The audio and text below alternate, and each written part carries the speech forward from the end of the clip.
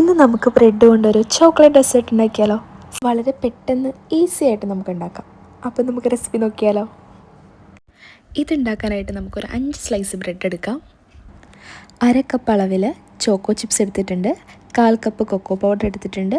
1/4 cup അളവിൽ custard പൗഡറും കൂടെ ചേർക്കാം. ഇനി ഞാൻ ഇതിലേക്ക് കുറച്ച് മിൽക്ക് മെയ്ഡും കൂടെ ചേർത്ത് കൊടുക്കുന്നുണ്ട്. 1/4 കപ്പ് അളവിൽ പൊടിച്ച പഞ്ചസാര കൂടെ ചേർത്ത് കൊടുക്കാം. ആവശ്യത്തിന് പാൽ കൂടി ചേർത്ത് കൊടുക്കാം.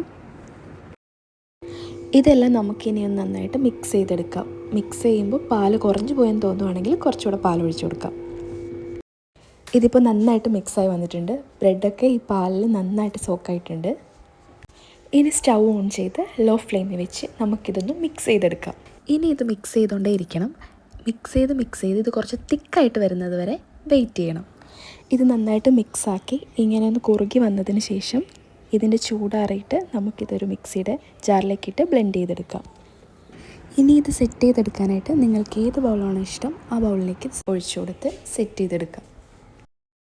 ഇനി ഇതൊന്ന് ഡെക്കറേറ്റ് ചെയ്യാൻ വേണ്ടിയിട്ട് ഇതിൻ്റെ മുകളിലേക്ക് ഞാൻ കുറച്ച് കൊക്കോ പൗഡറും കൂടി ഇട്ട് കൊടുക്കുന്നുണ്ട്.